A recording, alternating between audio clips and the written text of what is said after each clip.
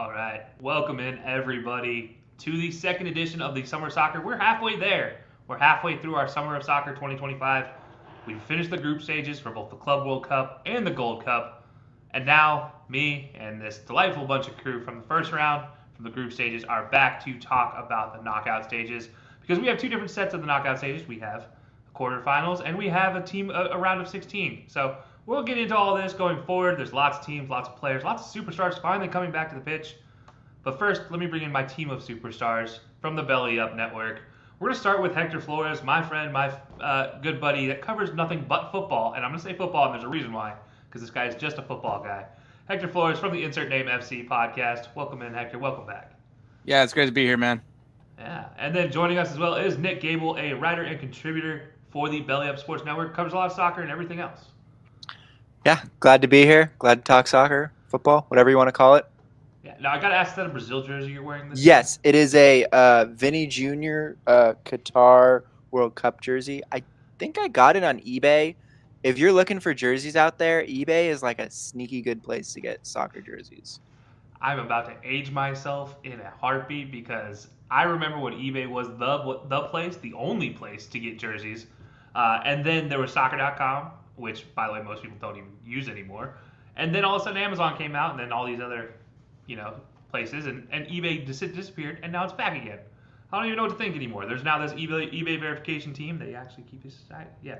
Love the jersey, by the way. Thank you. All that to say that. Guys, first, before we get started, I got to start off with this. Hector, do you want to have a moment of silence before we get going? I'm guessing we're referring to the motherland.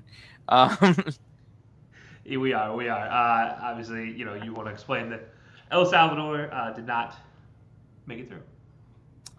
No, I think part of me knew it was kind of expected. I did have my doubts. Once again, my dream was them to at least beat Honduras, and they did not do that at all. They did the opposite of beating Honduras. They lost to Honduras. So I said please. I'm not going to use the other word that I added on the caption, but yeah, it's a look. It sucks because I do believe in the coach that they have right now. I think he's in the right track. I think the excuse that they're making right now is that we're focused on World Cup qualifying, and I'm just like, well, that's not something that's happening for a little bit longer. I mean, they are in the next round, and they're in a very tough group. I believe Panama, Suriname is in that group as well. I think maybe Guatemala. I'm not entirely sure what the fourth group team is, but yeah, they're not an easy group. I don't even remember the group now. I just know it's not an easy group. And yeah, I don't know. It was rough. And yeah, it was tough. I will say the jabs that I was hearing from Canadians about how we're dirty and blah blah blah, this and all that crap. This is CONCACAF. This El Salvador is the epitome of what CONCACAF is. Is it pretty? No. Is it entertaining? Oh, you bet it's entertaining. Like, who gets 2 red cards in 30 minutes of a game? We do. So I look. Was it great? No. Do I wish they would have played some good level of football? Yes. Are they ever going to be at that level? Probably not. But just like the coach, I'm hoping somehow they can miraculously qualify for the World Cup. If it's not winning the group, hopefully they can get that second place spot and play whoever they're gonna have to play to get in. So it's this isn't nothing new for Salvadorians. We're used to being angry by our national team. Dawood said, please retire. Just I'm tired of everyone telling me that this is the best player from El Salvador, and it's not. It's Nathan Ordaz, who currently plays for LAFC. So that's it was also Mexican and also American. So we won.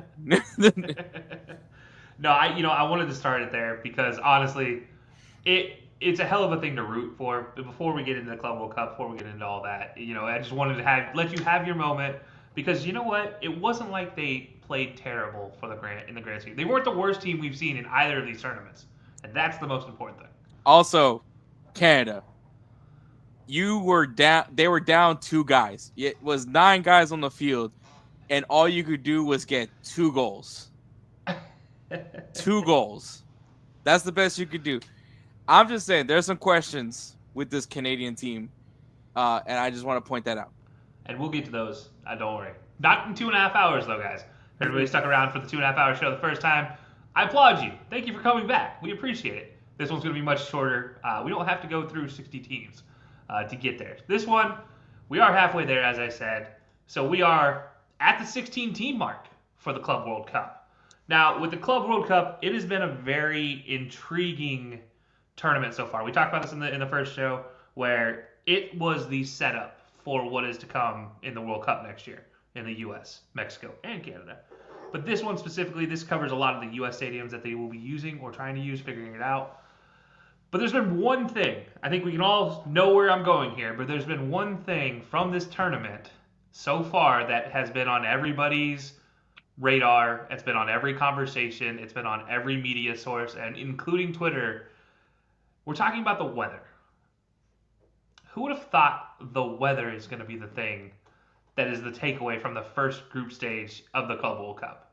Okay. Go ahead, Hector.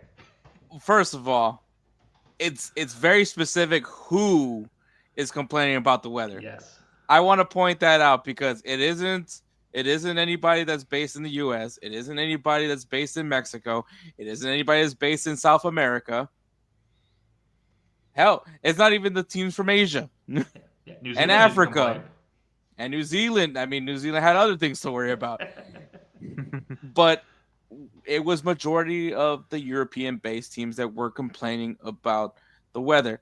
Now, it goes back to when, the World Cup qualifiers, I think for the 2022 World Cup, when everyone was condemning the U.S. men's national team for playing two of their World Cup qualifiers in Minnesota, and I believe the other one was in Denver, Colorado. And it was against, of course, El Salvador. And the other one was Honduras. And everyone was like, that's not fair. It's not fair for them. You know what's also not fair? Going into Honduras or El Salvador and playing in god-awful humidity. I can say that because I've been there. And also, that's pretty much used in Texas. So I think, yes, weather is going to be a factor in any aspect of it. I don't think it's as bad as people are saying, because it was funny because Borussia Dortmund was complaining about 87 degrees Fahrenheit, which, if for me from Texas, I will gladly. That's a nice day to go out in the park and take a stroll. It is. It's funny because you mentioned the 87 degrees. And now I've been to that stadium specifically. I've been to that stadium when it's 90 plus. That stadium doesn't circulate air, and that's one thing to be concerned about. Like, when you talk about some of these stadiums, especially European fans, European players coming in, you don't want to have that takeaway be the thing. That stadium is really bad for any air circulation anyways, though. I don't know why they built it the direction they did. There's no wind that happens there. Plus, you do get the southern humidity, which, if anybody's living in America, you understand. Hector gets it. Nick, I'm sure you've experienced it once before. What's your takeaway from this weather phenomenon conversation? That's not the brutal weather that the rest of the world is experiencing right now. This is just guys complaining about weather while they're playing sports for a living and getting paid a lot of money. I've been because you'll see things on social media where it's just Europeans complaining about the weather. And I got to the point where I just was like, I just need to figure out why. And I have a couple answers provided by Google. One is in Europe, no widespread AC. Two is European buildings retain a lot of heat. So their buildings are just not equipped to handle the heat like our buildings are in America. And then 3 and kind of 4 is cultural differences. And then if you think about a lot of European cities, popular ones are on the sea and on the ocean. So it's different. So I think it's just they're really not used to it, and I think it gives us the advantage if we're bringing in all these MLS guys for the US. That gives us an advantage over the European teams. Yeah, I like that takeaway. You know what? It's also worth mentioning a lot of European cities are walking cities. Mm-hmm. So lots of concrete, lots of masonry is a big part of it. Nick, you mentioned the houses.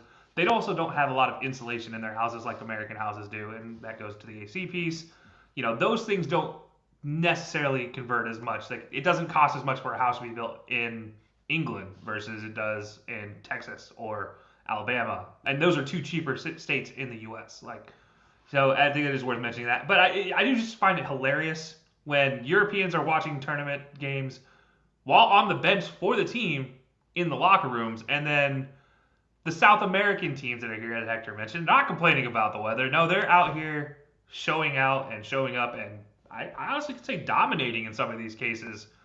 Guys, what are your takeaways from the South American dominance we've seen so far? Because right now, 4 Brazilian teams in the next round, and that's almost unheard of. So, Hector, we'll start with you.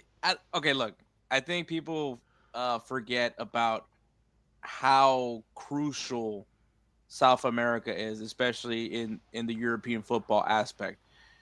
I mean, literally, the guy that everyone argues about who is the greatest of all time comes from that region. So I don't think that it's crazy to think this is where the hub of all these guys. You know, we mentioned about Palmeiras, right? Estavio. That was a name that I was very much looking forward to watching. And I mean, even the guys from Botafogo, watching Fluminense and Flamengo, and even getting able to watch River Plate and Boca Junior. Like, these are clubs that more often than not supply a lot of talent to Europe. So it's not shocking, at least to me, that they're able to show out. And then once again, just as much as it's an advantage for the U.S., this is those teams are in their elements. They're used to playing in heat. They're used to training in these kind of conditions. Maybe the pitch is probably a whole other conversation, or the stadium and all that. But at the end of the day, and in some aspect, some of their stadiums are probably even in worse conditions. So I think the argument that that they have that these teams are hubs. These teams are what they're cultural. Boca Junior is Argentina royalty. Yeah. That's what they do. Palmeiras has been one of the stronger teams in Brazil for quite some time. They're what the game is fed off of. They know how to compete in competitions. Copa Libertadores. If you guys have never watched it, watch it. It's super fun. It's super energetic. It's very, very passionate. Very, very physical. But that's like the best part of what makes their game style work. And I think for a lot of these European teams, underestimating a lot of these teams from the other hemisphere, they didn't anticipate it, and that's why you got the results that you got from these South American teams. Yeah, I think you're exactly right. Nick, what's your takeaway? I do have a follow-up question for this, but Nick, what's your takeaway first? Like, South American teams, are you on board with Hector? Like, people should have recognized this coming in, or do you think something, maybe like some of these games maybe are surprising to you? For me, it's definitely surprising, but I would also say I don't follow the South American soccer as much as I would say I follow European soccer. I would also say I've seen this point made on Reddit a lot, was that in previous iterations of the Club World Cup, it is at the end of the South American season in like December, January. And now it is at the end of like the European season. And in Brazil, they stopped their entire league so 4 teams could go and play in a tournament.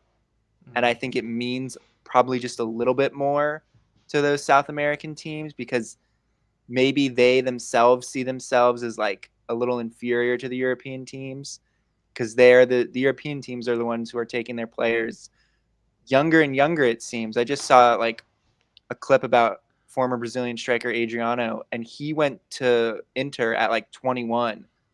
And it's like crazy how all these Brazilians are going younger and younger. Like Estavio is 17 or 18. Endrick was 18 when he left to go to Real Madrid. So I would definitely say taking it serious, kind of in form, already playing a couple like league games. And then I just think, we don't really recognize the talent as people who watch European soccer more than South American soccer.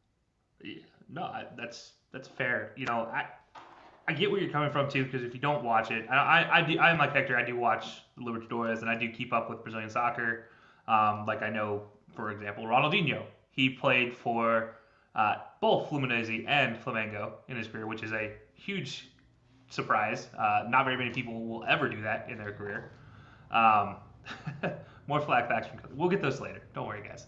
But and you see Brazilian soccer especially, but you see Argentinian soccer. Think of some of the greats like Carlos Tevez that went over, who in his own right wasn't the greatest Argentinian player, but Man United fans have got to look at him as like that guy is a legend in our club.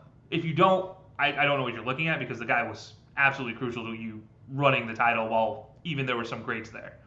And you just look at the like River and Boca, they didn't advance, but at the same time, you saw the passion, you saw the fans, you saw the drama of a guy wearing the wrong jersey in the stands and what that turned into.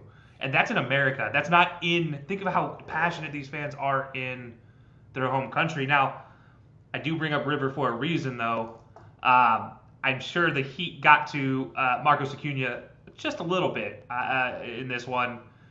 What are you guys' takeaway on him trying to get back at Dumfries in that final matchup in that round? This wasn't originally going to be a planned talking point, but you brought up River and the passion and what it means, Hector, and I think that's a perfect example. This is something that carried over from the World Cup, maybe. I'm not sure, but Hector, what's your thoughts?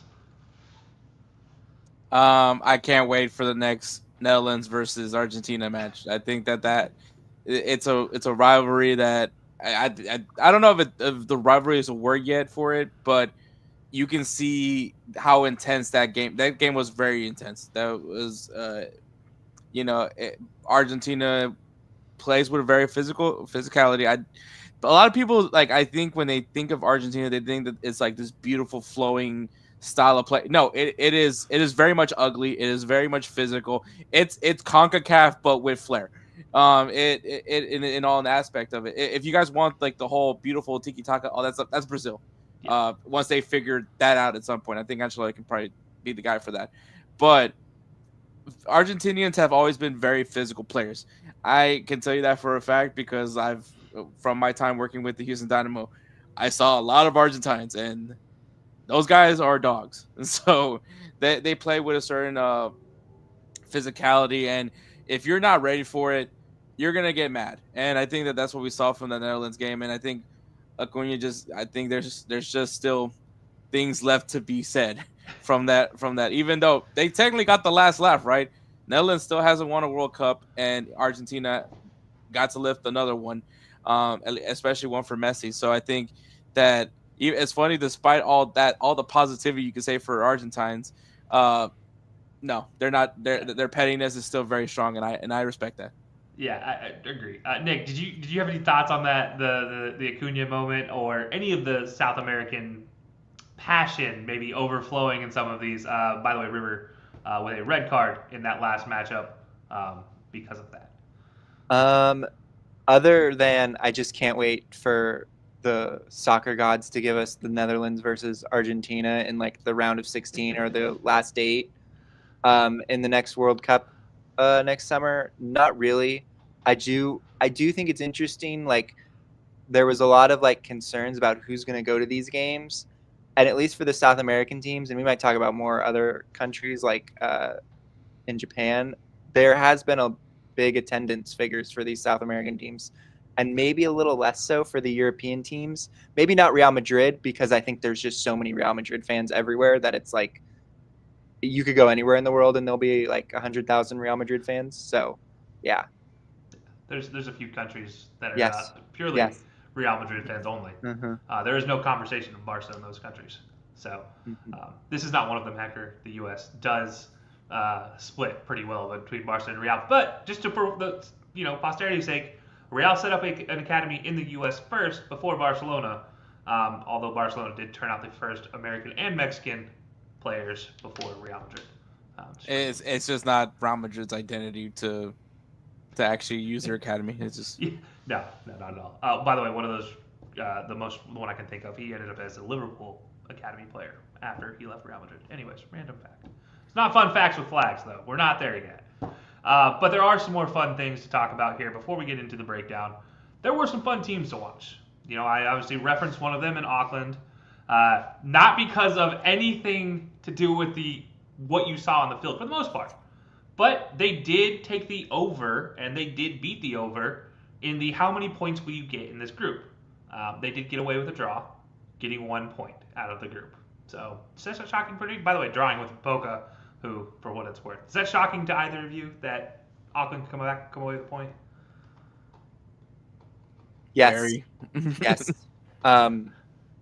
A little. I also think it shows you maybe the quality of the Argentinian teams weren't as high as the Brazilian teams, and I know there's like a lot of financial factors in Argentina for that I have heard of, but I can't really get into because I don't know a ton about. But I do think it shows you like you look at Benfica and they beat him like 6-0. So when I saw Boca up next, I was like, all right, like Boca's at least like 2 goals. At worst, like they're gonna get 4, like 4 or 5. But yeah, no, it surprised me a lot. Yeah, I agree with that. Hector, what were your thoughts on Auckland? Do you think the minus 16 goal difference was as bad as it seemed? Look, man, I hate that basically everyone used Auckland as the example of, oh, we need more European teams in this Club World Cup, which is by far the dumbest argument. Majority of this tournament consists of European-based teams. So, like, and once again, to qualify for this, you have to win your region's Champions League, which I'm assuming Auckland City did. And so I think that it's ridiculous. If you want to see more European teams, there's a competition called the Champions League. I don't know if you've heard of it, but if you want to see more European-based teams, and also in that retrospect, okay, what happens when Real Madrid has to play against Rapid Vine? Like, do you then say, I don't know why that team's there? They shouldn't be in the Champions League. So like, it's a moot point at this point. I think Auckland did what they needed to do to win their region's Champions League or wherever I believe they have their own region's Champions League. Won it, despite all the jokes about, oh, these guys all part-time footballers, and the guy that scored the goal against Boca Junior is a teacher, so Boca Junior got taught a lesson. But you like this. This is the kind of stories that I like. I mean, the same thing with any World Cup is like these stories of these small countries, like how heartfelt was it when you saw Panama in the World Cup for the first time, hearing their national anthem being played in the World Cup. You saw what it meant to those guys.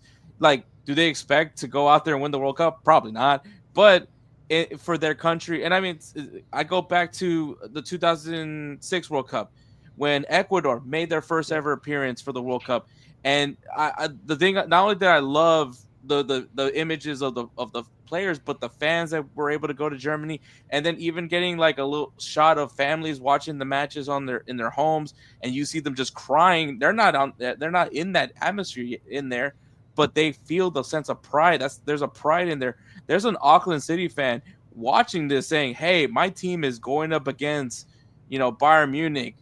That was pretty bad, but hey, we're on the same pitch with Harry Kane. We're on the same pitch with Benfica. We're on the same pitch with the club that Diego Maradona once played for. Like, these are cool moments for these fans. I don't know if they expected to win any of these games, but there's a sense of pride, and that's what the Club World Cup. That's why these teams that are performing well are playing with pride. They're playing for something, not just the money, which, I mean, that's a lot of money, but they are playing for pride. Just like how we mentioned with the South American teams, there's a pride here. They're like, hey, okay, cool, you guys have your Champions League, whatever, but like we have some dogs in here, and we're gonna showcase it today. Yeah, and I think it's worth mentioning. You mentioned the young fan type of thing. We talk about this has come up in the U.S. specifically, and we'll talk about this probably later. But the golden generations, how those come about for teams, it comes from moments like this. It comes from a team that shouldn't be in a competition, getting a point from one of the all-time historic Argentinian squads, one of the all-time historic South American squads. Period. They have all the stars on their badge for a lot of reasons, and none of them are bad. Let's put it that way. Like, that squad, to get a point from Boca, whether it was a throwaway game or not, it doesn't matter, because now there's some kid in New Zealand that's going to grow up and drive all of his friends with him to keep playing soccer, keep playing football, and get better and better every single year. And it's not going to be a big result initially, but maybe New Zealand makes waves in the Oceania region, in the Asian region.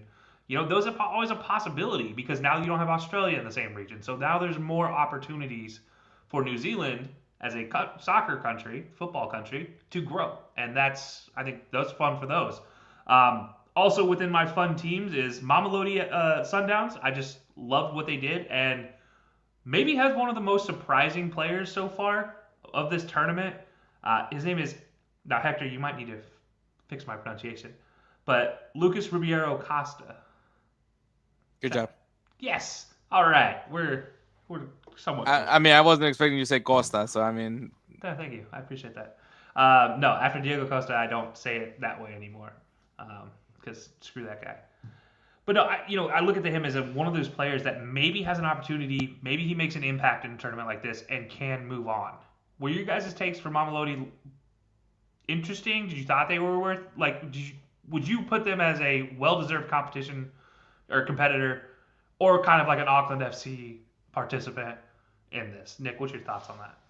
I would say a level above Auckland, and I think the players on Mamelodi use this tournament the way it should be used for maybe lower teams in any kind of like soccer tournament, which is this is a platform that we usually will never get to show what we can do and show ourselves to other clubs, so we can all because coaches, players, especially in soccer, and are always trying to move up. They're always trying to move up to another rank, move up another level, test themselves. So yeah, I liked what they did. Yeah, and Hector, this is kind of goes back to what you just said for New Zealand. This is a South African team, and we all know what it meant to South Africa when they hosted the World Cup. Now you have a team coming not just into a tournament, but getting a win, getting 3 points, and then taking Dortmund to the depth of that game, losing 4-3. They scored 3 goals against Dortmund. That's not an easy task. Again, doesn't matter if it's a throwaway game or not. You don't just score 3 goals against Dortmund at any point in time if you're not a big country. So, what are your thoughts on Mamelodi? no, it was fun to see. Like this is why you watch tournaments like this, is to see these teams that you've never heard of. Like because you never heard of the team doesn't mean that they're not good. It's just that they're not within your means to watch them. Now here's your chance to go see what South African football is all about. Like it's not about oh they're scrubs. Just but like I heard so many people with other teams like I some apparently someone lives on the rock has never heard of what Al Hilal, what that team is capable of. Like and it's just because of the fact that people all they view is to have good quality football, you have to have it in Europe. It has to be Europe. There's no other place that can bring good quality anywhere. You know, like that's all that people believe at some aspect. So they think that it's an inferior product if you're from South America. It's an inferior product if you're here from North America. Same thing with Africa. Same thing with the other regions because it's not UEFA. And in reality, is have you seen your roster? Yeah. Have you seen the country, the flags that are being represented in those clubs? It's a lot of African nations. It's a lot of South American nations. Hell, there's a few North American regions in there as well. Yeah. The reason why UEFA is so highly viewed is because the fact that there's such variety of play styles and different unique styles, even from one league to another. Like the EPL play style is completely different from the style of play in La Liga. Same thing versus Germany. Same thing, this, that, and the third. We can go on and hours and hours and hours about it, but this is why you watch these tournaments because we're like, I don't know anything about South African football besides from what I saw in the World Cup, and now I get to watch a club that identifies with that play style, and I think that was the beauty of it. Same thing with Urawa, we got to see how they played. We got to see, Auckland. I mean, we got to watch Auckland. We got to see what New Zealand can do, and guys that maybe one day these guys, if they have time to fully commit to this game, these guys aren't even able to fully commit, and they're able to win the region's Champions League. So, like, what does that tell you? If that Auckland City team gets a little bit more funding, are able to make these players full-time players, where can they go from there? I hear Man City needs a New Zealand team. So, they already got the name built in. And which is, we talked about that before the first episode, and I definitely screwed that up and thought they were already part of the Man City group. I was wrong. But Man City could make me not a liar. That'd be great. Now, Nick, on this, I do want to pivot your question just a little bit. What was your take on the most fun group? Now, 4 of these groups kind of came down to their last game. There was no throwaway in 4 of these groups. You have Group H, which you had Salzburg in there that looked to be through, ends up not getting through to the next round. You have Group F with Dortmund, Fluminense, Mamelodi, who Mamelodi had an outside shot. You have Group E with Inter Monterrey, River Plate, Urawa, and River Plate getting knocked out, who was leading that group going into the last game. And then Group A, which was a very interesting one, where it came down to the very last minute in these games to kind of decide the winner. And the two teams that were first and second in that group end up not getting through. Did you have a favorite group to watch when it came to this group stage? I think Group A, mainly because I mentioned that's the first show. I was very interested to see what Inter Miami was going to do. In the first half of their first game, they kind of like seemed like they weren't really up for it. And then they kind of grew into the tournament or grew into the group. And I think that group, with the fact that Porto, who has had 3 coaches this year since basically since June 4th of last year, they've had 3 separate coaches, and Inter Miami, and then Palmeiras being down 2 goals and coming back was impressive, but also it was equally unimpressive to be down 2 goals to the whatever Luis Suarez is right now, and that Inter Miami team that just looks like they just seem clunky every time I watch them. They seem like you can score like 30 goals on them every game because they just defense seems leaky, and then going forward they seem a little slow. But that group definitely surprised me. Yeah, no, I'm with you on that. Hector, did you have a favorite group to watch? I mean, the one that had Real Madrid in it, man. Come on. Oh, all right. I'm not going to finish that all right either. But you know what? That is going to take us into the graphic, which shows us which teams make it through. Like I said, we're down to 16. So going through the matchups, you have the Brazilian teams, Palmeiras and Botafogo, matching up. Then you have Benfica and Chelsea matching up in Game 2. These are both going to be on the 28th.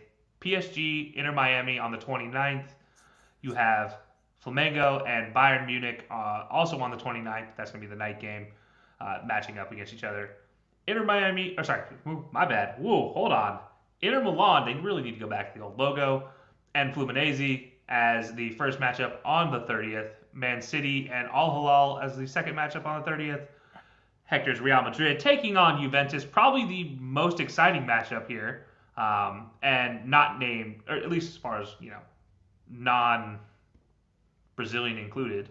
And then that's going to take place on the 1st, and Dortmund versus Monterrey also taking place on the 1st. So guys, going into it, let's just go ahead and rip the Band-Aid off. We're going to start with Palmeiras and Botafogo. It's a Brazilian matchup, all Brazilian matchup. By the way, there's supposed to be a rule that you have no more than 2 teams from a confederation or from a country, unless they get qualified through other means.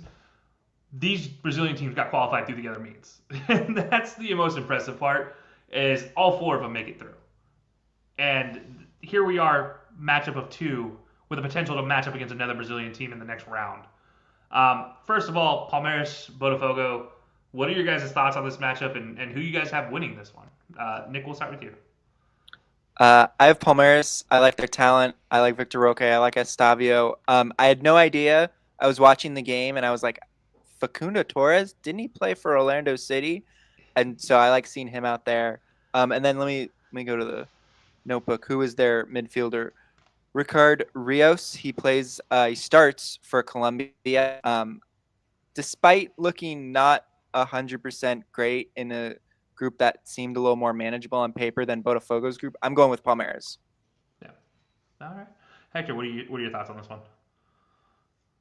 I think if there's a chance to watch like a Brazilian football experience, I think this is the match to go to. I mean, if you're in the area, go watch it. You're gonna see what everyone loves about Brazil. You know, this is coming from somebody who, being a Salvadorian American and growing up with my dad who always loved Brazil as football team, obviously because our national team is terrible. But my dad rooted for Brazil so much that at a young age, I thought I was Brazilian. And so until I found out that I was Salvadorian, which is perfectly fine. I'm no shame in it. But, you know, I've always had that connection with Brazil. As a matter of fact, me and Edward come from the exact same thing in the from our podcast. Very similar beginnings, both of us having a love and affection for Brazil. And, I mean, literally it took Brazil to have me become a Madrista and Edward to become a Barca fan. It's literally what makes it this. And this is the matchup that you're going to be able to see what is it about Brazil that entices so many people, why people love watching Brazil. We're not, you know, it's not just me. It's not just Edward. It's not just random people, the whole country of El Salvador that just loves Brazilian football. It's everybody in the world loves Brazilian football. Nick is rocking a Brazilian jersey right now. Yeah. So it tells you how much influence Brazil has. If you want to see it, watch this matchup. You're going to see some very beautiful play, some amazing things. You're like, I don't know how you did that with his foot, but he just did it kind of stuff. This is like pure, beautiful game. The everything that we talk about, Joga Bonito, this is where you're going to see it, and I can't wait for it. I do have Palmeiras as well. I think Botafogo is really good, and I think they're not going to be a slouch. I think this is one of those where you throw form out on the wayside. I think we're going to have a good matchup here, but I think Palmeiras pushes through. Also, shout out to Mikal, former Houston Dynamo player. Plays center back. By the way, this game, betting-wise, plus 130 odds for Palmeiras and plus 250 odds for Botafogo. I'm also going Palmeiras, but I picked them. They were my team to watch in this group, in Group A to begin with. So it doesn't surprise anybody that I said it, and I'm going to stick with it. They're a fun team to watch. But Hector, everything you just said, the fact you throw up Joga Bonito at is thank you, because people today don't remember the Nike commercials. I got it tattooed on me, by the way. Oh my God, that's beautiful. I bought the soccer ball from the Ronaldinho commercial just because of the commercial. I've never done anything because of a commercial. That was the one time I was like, I want that football. I want the R10 football. And I got it. That was the best football I ever had. I'd used it for almost a decade before it finally popped.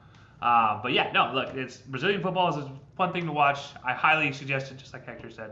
But yeah, for me, Palmeiras is also the team. So we got a clean sweep Palmeiras, which means obviously Botafogo is going to win. But we'll see how that goes.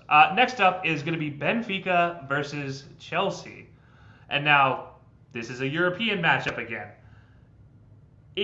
What are your guys' thoughts when you look at this Chelsea squad? Can they stay consistent enough to get through Benfica? Or can Benfica continue this form they've shown so far in this tournament and upset, quote unquote? By the way, betting odds here, plus 270 for Benfica, plus 105 for Chelsea, Chelsea being the favorite there. What are your guys' thoughts, Hector? We'll go right back to you. Oh man, we make a lot of jokes about Chelsea, right? You know, all the money that they spent. They signed so many players that they had no room in their locker room for the new signings. Guys that weren't sure what their jersey number was going to be for this season, kind of stuff. All the jokes aside, I've said it once and I'll say it again. I think whatever happened in the Europa Conference League, it just clicked. It just clicked that Chelsea was like, oh, we have a lot of really talented players on our team. We should probably start, playing well. And I think since then, Chelsea has, in my opinion, has gotten a lot better. I think they're going to be a really interesting team to watch this coming season. They're back in the Champions League, by the way. Also, I believe they finished third or fourth, somewhere around there. But they did fairly well from where they started, which was the start of the Todd Bowley era. And I think that, I think this team is going to find their form. I think Cole Palmer is the guy to watch in this matchup. Once again, he's donned the number 10, right? You don't give that number just to anybody unless you're Mudrick. And so I think that this is going to be a fun matchup. I want to see, obviously, personally, I love Di Maria. Angel Di Maria is a player that has a very soft spot in my heart, but it's just I just don't see them to play against a team as stout as Chelsea is right now. Okay. Now, Nick, what are your thoughts on this one? I said Benfica mainly just because it seems like they're rounding into form. Taking out Bayern 1-0 in their last game. I think they had a little hiccup in their first game, but I like Benfica mainly just because I still don't know if Chelsea know who they are with this kind of like transfer windows of players. They brought in Liam Delap. They got rid of Sancho, which some may say is a win, but he was playing a lot of games for them. So I'm more like anti-Chelsea because I just think like Benfica seems like more like on it in their last game, and Chelsea just seems like they have a lot of things to figure out. Oh, that's fair. I'm as skeptical as I am of Chelsea myself. I am going Chelsea in this one. Hector, same reason. I just think Chelsea, this is a tournament that Chelsea would seem to pull one out on, right? This is the Chelsea tournament that they're like, oh yeah, you see it every 4 years with this team. They just pull out a random competition out of their butts and they're like, hey guys, we're here. By the way, we're in the championship. Like, welcome. Glad you could join Chelsea football, and they show the lion and do all the roars, and all you hear is something about making London blue. But hopefully it's blue for sadness. Anyways, I have Chelsea winning it despite all that, the joke and everything. Also, I just want to point out, whenever I did my 5 teams that might win this thing, Chelsea is in that top 5 list. So they are that. Next matchup is the worst betting odds for any matchup in the knockout stage, and that is going to be PSG versus Inter Miami. Minus 600 odds, the best favored odds by any team here for PSG, and plus 1,000 odds for Inter Miami to win. Nick, I got to start with you here because of what you said in the first episode about Inter Miami. Do you feel as strongly about that moment?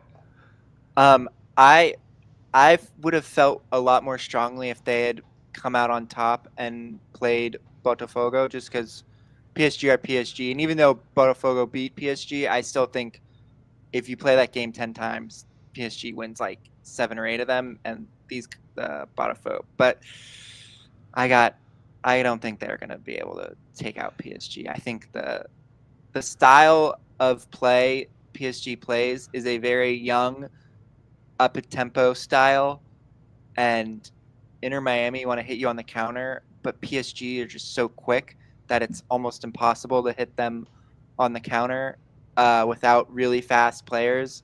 And I don't know if you've stared at Inter Miami's squad; they don't have a lot of really fast players. And another thing is, PSG remind me a little of the Thunder, while Inter Miami remind me a little bit of the Clippers, like a little older, and the Thunder are just young and fast. I don't know who Messi is in that analogy, however, so maybe it's more of the Lakers. Yeah, maybe Kawhi. Maybe like prime Kawhi, when Kawhi was really good. When he actually played games? Yes. So yeah, I don't think there's a possibility. I think if Inter Miami lose by 1 or 2, it's a win for them. Okay, so you've amended your statement from the first round, from the first episode. So I don't blame you. Honestly, this was probably the worst possible test case for Inter Miami.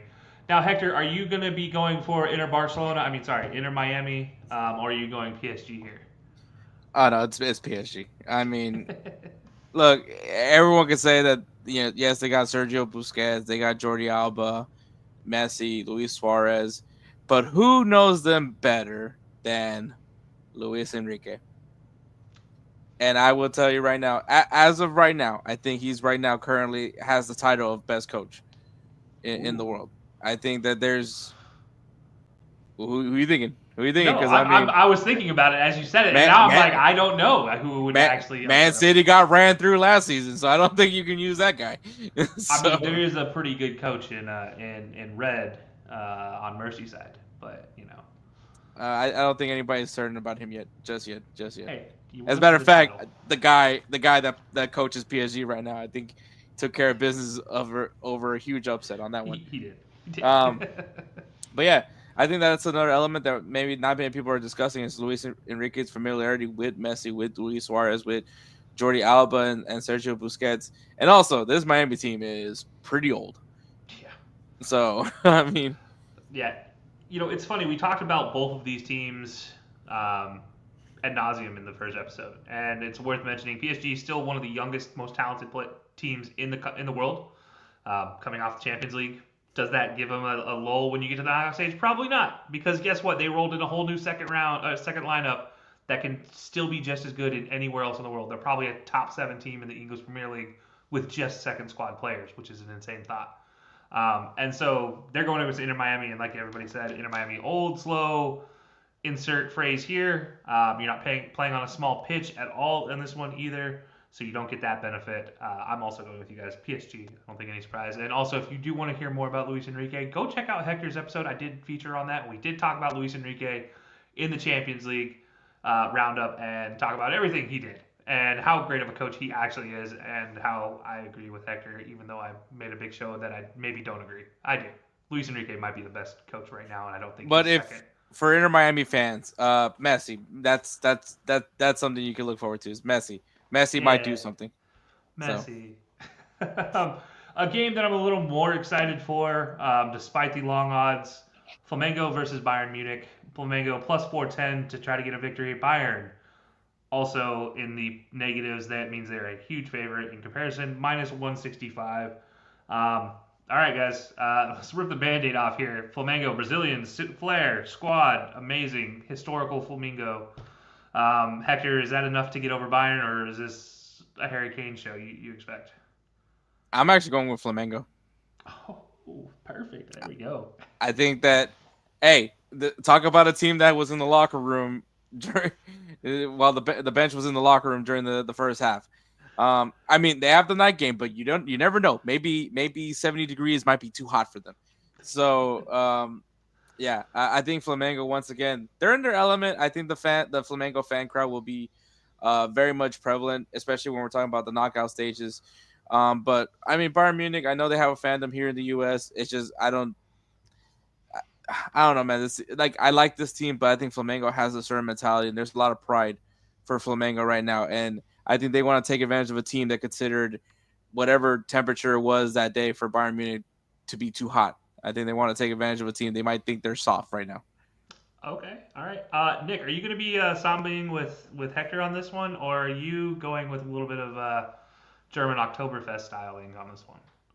I also picked Flamengo. I think probably like at worst 60-40 fan split in Flamengo's favor, even possibly even more. Even though they beat Boca Juniors 2-1 or 3-1, I wasn't really impressed with Bayern. Um, I don't know. They lost to Benfica. Like I don't feel like Bayern are doing their usual dominance, and whenever that doesn't happen, I think they're vulnerable. Okay. Well, I guess I'll be the outlier on this one, guys. No surprise, I'll be the lone wolf. Going with Bayern. No reason whatsoever other than I don't want to be wrong and pick a team that's plus 410 over a team that's minus 195 and lose money. I'll be wrong and not lose a whole lot more. So that'd be great. No, honestly, I don't really have a pick. I do think, Hector, you have a point about the Heat because this one, also a night game, maybe it doesn't become an issue as much. But you never know with these matchups, right? You just never know what's going to be the difference. Speaking of never knowing what's going to be the difference, Inter Milan, the real Inter, even though I keep wanting to say Inter Miami, they need a better logo. And Fluminense in this one. Inter is minus 145. Fluminense is plus 420. Also long odds here. Not giving a lot of love to the Brazilian team. Nick, where you going, Europe or Brazil in this one? Despite my jersey, I'm going Europe. I think Inter are kind of like Benfica, where they're kind of rounding into form. That last group game, they looked good. So yeah, I'm going Inter. I think also like I don't know if you guys recently saw Marcus Thuram gave an interview about kind of talking about the world or the defeat in the Champions League final, and it was very much like the journey was great. We like had a great season. It was really awesome that we got there. You're not going to win the title every year, and seemed like very like we have moved on from this. So I like Inter. Okay, all right. Hector, are you going Rio de Janeiro or are you going with Milan for your next vacation? So I think I actually wrote down Fluminense, but I think I'm going to switch to Inter Milan. And the reason why is that when you don't bring up that we had such a great season, in reality, the reality check for Inter Milan, you fell short 3 times from winning a trophy. You missed out on Coppa Italia because you lost to eventual final losers AC Milan in the Coppa Italia. You then were in a race with Napoli to win the Scudetto. That didn't happen. And then you were in the Champions League final after having undeniably probably one of the best games ever, period, to have ever happened, period, with Barcelona. And Kelcey, we did bring this up on Instagram. Did they celebrate too early? And that's, I think, but despite the fact that they also probably played against one of the most young, loaded teams of PSG's history, but they were flat out embarrassed. And so I think that there's a certain level of desperation. You don't bring up, oh, what a great journey we had, without saying like, no, we want to win something and we have to win a trophy. And I think that there's some level of desperation, but determination at the same time, right? So that's why I'm taking Inter Milan. I'm glad you said determination because I am determined to make up for my picking the favorite in the last game. I'm going Fluminense. Um, Also, I don't love Marcus Thuram as a striker. I don't know what it is. This tournament, he looks lazy. Lazy's a bad word, but he looks injured. He doesn't look healthy. And that scares me because he is their off the bench star. He hasn't started yet in this tournament, and if he can start and be healthy, I don't know, man. I don't love the idea that he's the guy talking when he's a bench player who doesn't look healthy. That makes me a little more nervous about him. Also, Brazilian. Look, I got to pick one of these guys, right? I mean, I already picked one with Palmeiras. Now I got to pick the second one. I can't just have more than half of the Brazilian teams disappear after I just talked them up. So, yeah, also another reason I'm going Fluminense. I might get these wrong, and it might be the complete opposite Brazilian teams, and so be it. All right, cool. We get a fun next round. But speaking of loaded, you mentioned loaded rosters for PSG. Well, these two teams are loaded financially with a lot of oil money. Man City and Al Hilal. In this one, Man City minus 360 odds and Al Hilal plus 750. Second longest odds of this round of the knockout round. With this one, Nick, where are you going with this one? I said Man City. If you look at they brought Foden and Holland off the bench against Juventus and still won 5-2. I think they've kind of got the perfect recipe for this tournament where like you have a really deep squad, you're motivated, and you've kind of done it before. They won the Champions League 2 years ago. So I got Man City. Okay. Hector, Man City group or the Al Hilal keep it in Saudi Arabia moment? It's gonna be Man City. I think for Al Hilal, I think it's gonna be it has to be like a defensive masterclass led by Koulibaly, but also by Bonu. And I think that I think Man City is figuring things out. Obviously they added some really good pieces to this team, and once again we're talking about Erling Haaland. I mean, how it's not easy to hold this guy. I mean, Koulibaly probably has the best chance at knowing how to defend against Erling Haaland.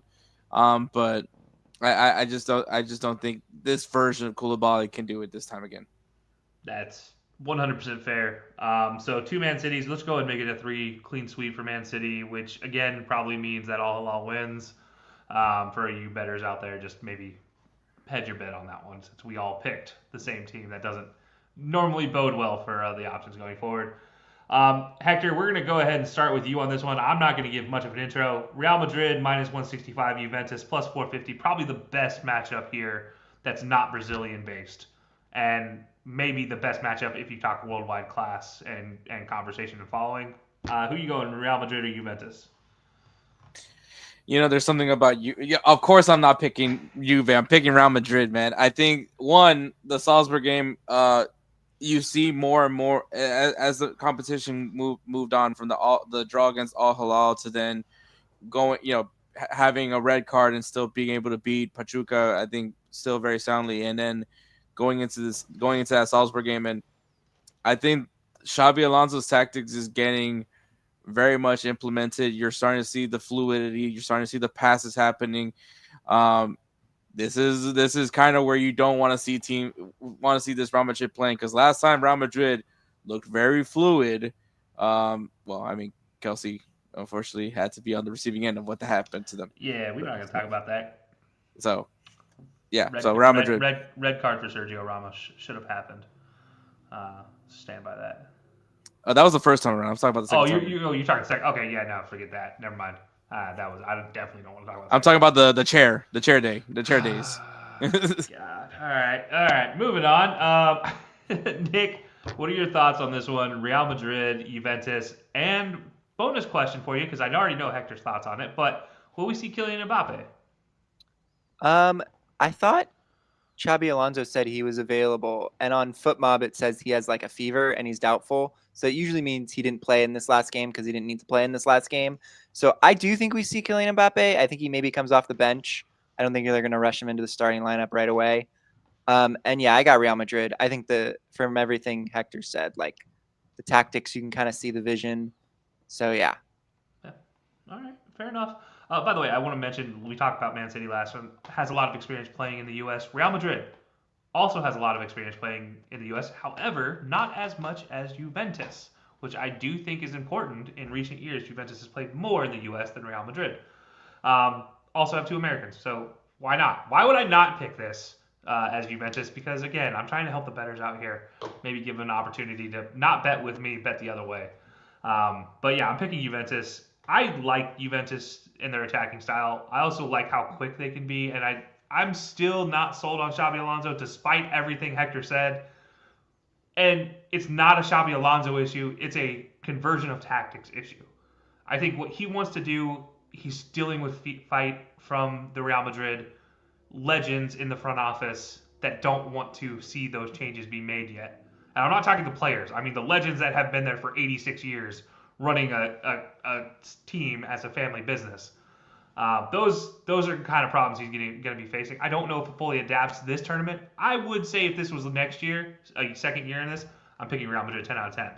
But in this case, Juventus is my option here. So yeah, there's my explanation for that one. And the last matchup for the knockout stage round of 16, Dortmund versus Monterrey. Sergio Ramos versus Dortmund. A Dortmund team I just talked about a minute ago. Barely beat Mamelodi Sundowns. And a Monterrey team who... skeptical at best at certain points in time in the group stage. Minus 140 odds for Dortmund, despite sitting in a locker room in Charlotte, and plus 360 for Monterrey, who would be out there in any heat whatsoever. They don't care, and they're playing, I believe, at 9:30 at night on the first. We'll go with Hector. Hector, where are you going with this one?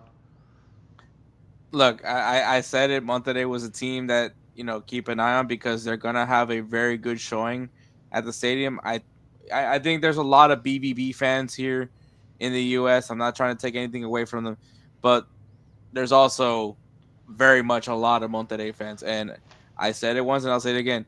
No one travels better than Mexican fans. And so I think that I'm giving the edge to Monterrey. I think they can turn this game very ugly, which is very CONCACAF of them.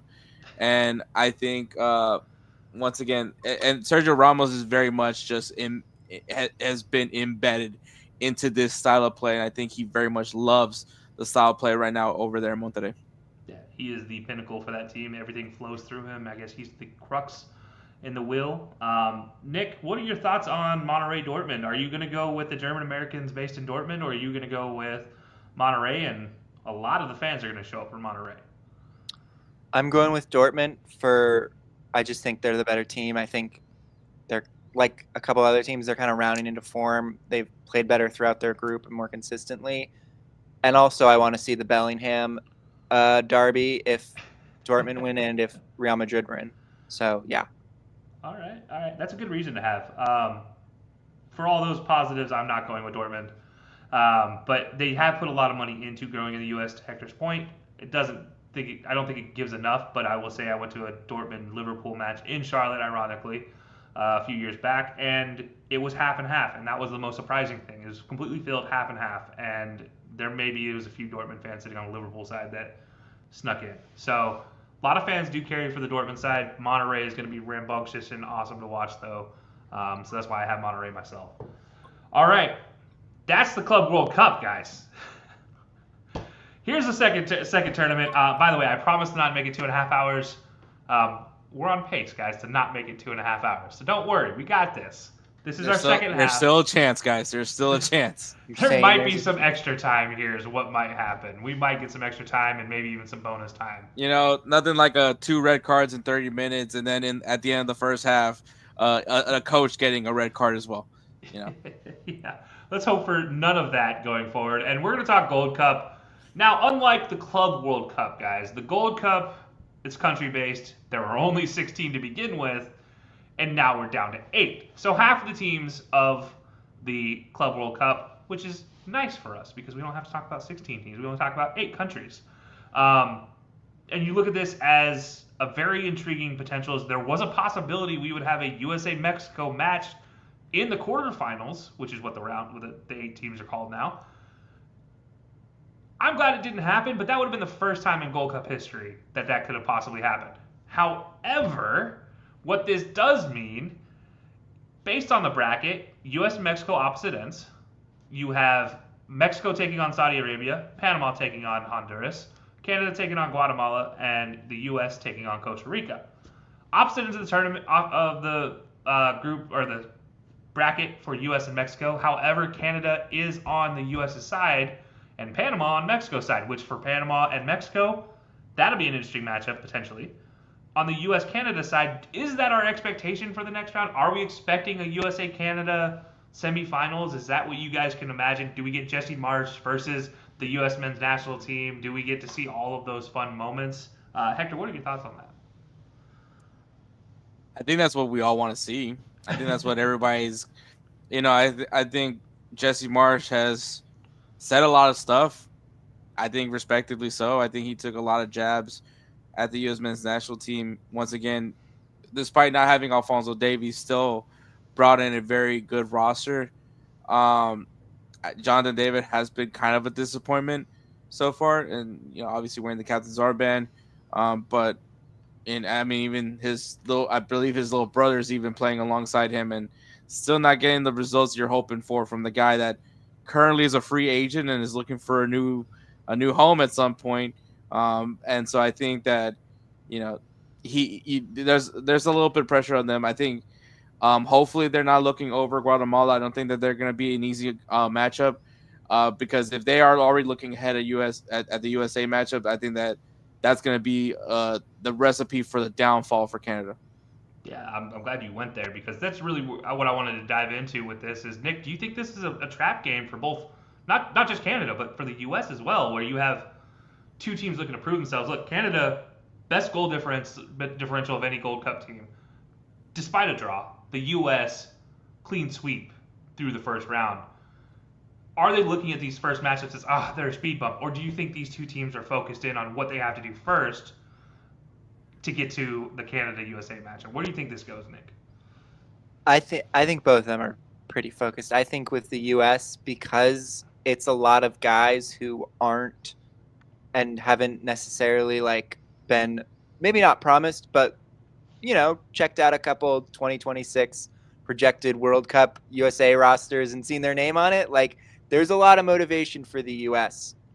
Players to be productive and go far in this tournament. So I don't think the U.S. is overlooking it. And then with Canada, they've come in kind of strutting their necks around or strutting their shoulders around, seeming like they're the big dogs. A draw in their second game wasn't super hopeful to those kind of odds. And then only getting 2 against El Salvador after 2 red cards is pretty kind of a letdown. I think if a USA team went through that, I think there would be a 30-minute Fox Sports conversation between Landon Donovan and Alexi Lawless about what's wrong with the U.S.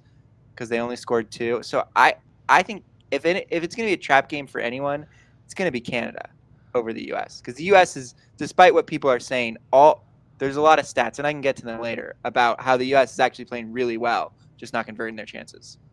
Okay.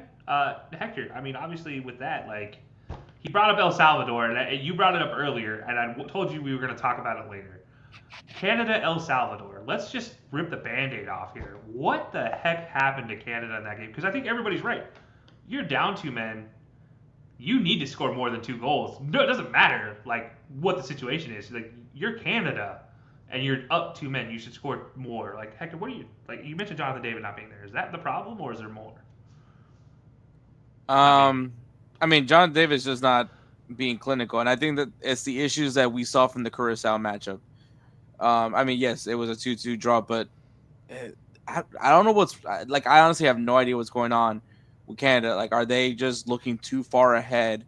And especially when they were in a group, I think obviously when you beat a team like Honduras 6-0, you think that you're going to be able to, stroll through this group. Curacao gave you that reality check while you still beat El Salvador.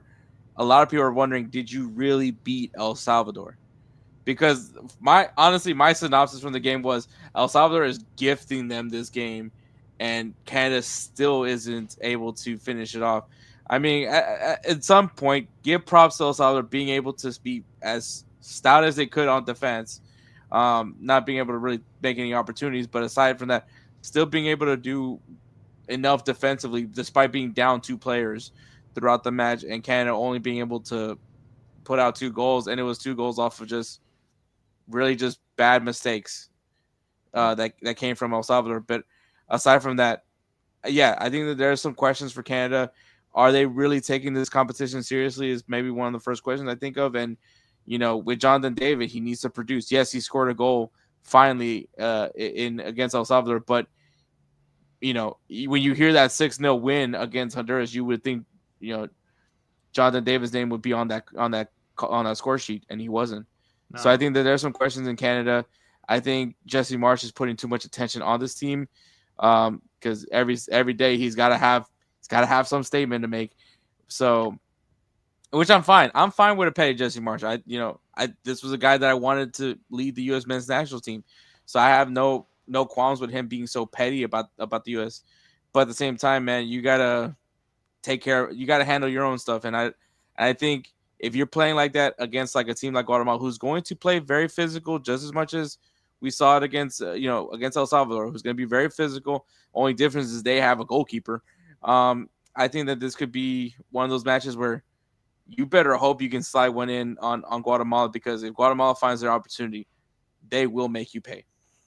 Absolutely. Ask Jamaica.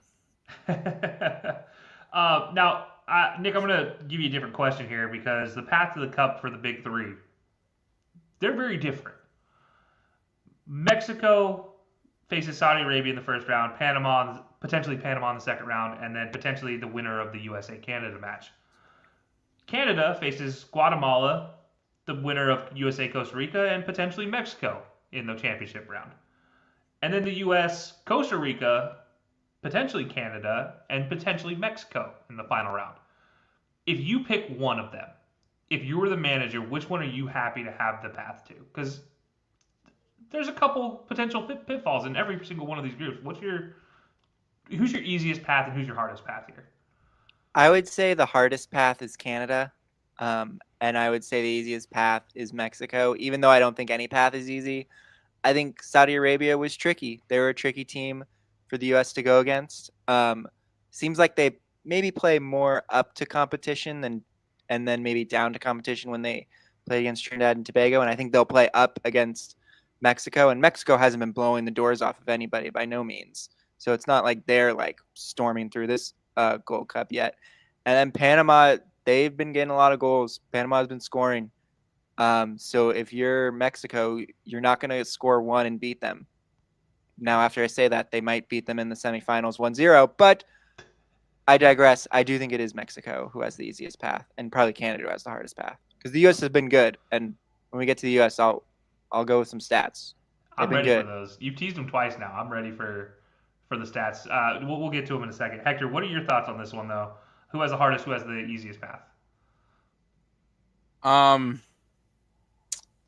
So hardest for me, I think, is actually the U.S.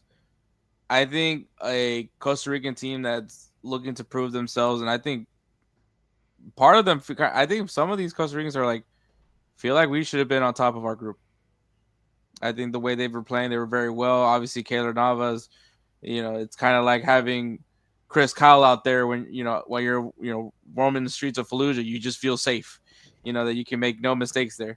And I think that I think that's the feeling, right? And you go in with a U.S. men's national team, which taking advantage of their chances has been the big question for them.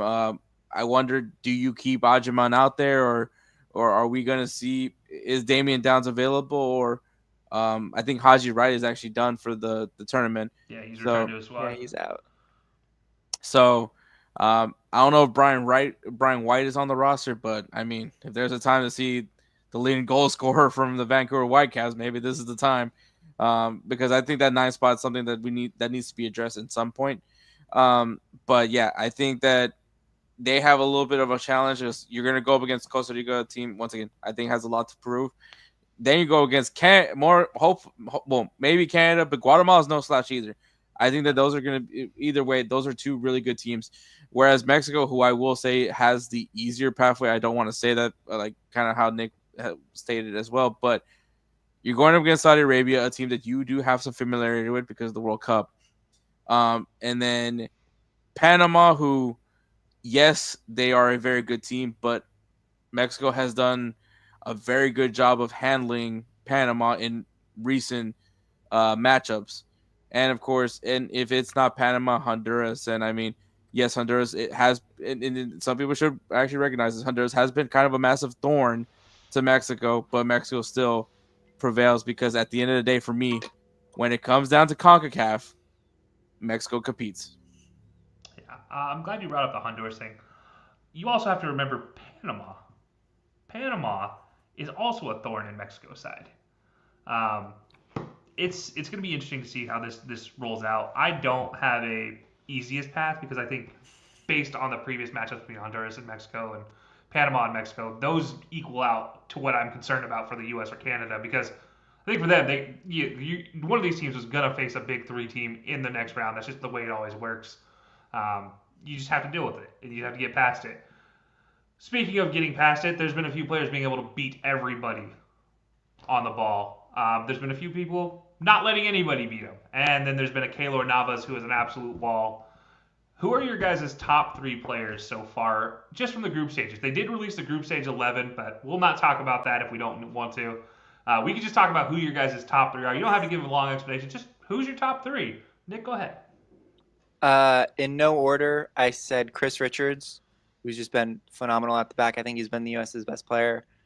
Edison Alvarez, I think he's been Mexico's best player, creating goals from the midfield, which he's not always doing for club, mainly just because that's not his position.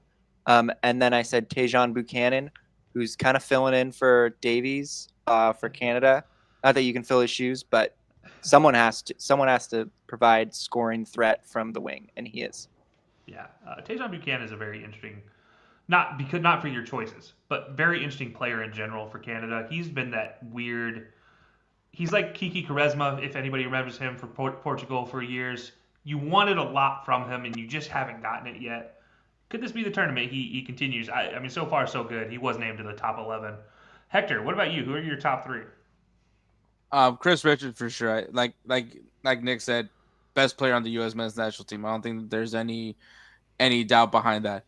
I have Nick Hagen from Guatemala. I think once again a really good goalkeeper. I think a reason why Guatemala is able to take a lot of risks in the attacking side is one, their defense, but also having a keeper of the quality of Hagen, I think is good. I really hope that he gets a chance with Columbus Crew, if not with Columbus, which I believe he's actually taking over right now since Schulte is kind of injured.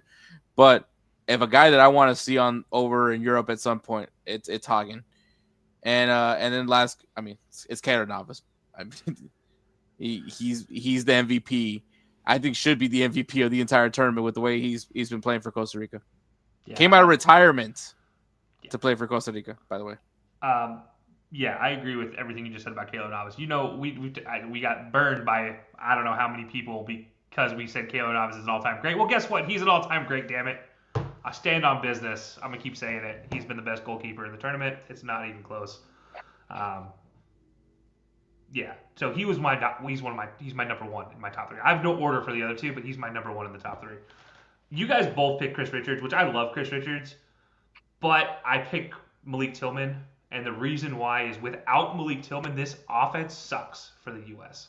When he's fading in and out of the game early on, it's not the same U.S. men's national team we see in the last 30 so far in this tournament. The last 30 minutes for this tournament have been exceptional for Malik Tillman in a lot of cases.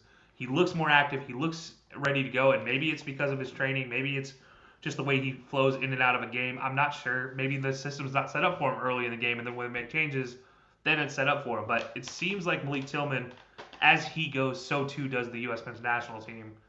Thus why I put him here. Whereas Chris Richards, we know what we're getting from Chris Richards. It's as powerful and solid as you can get. He's a Gucci Onyewu in the modern game in a lot of ways. You know what you're getting. You're not surprised from Chris Richards in any way, shape, or form because that's just what he does.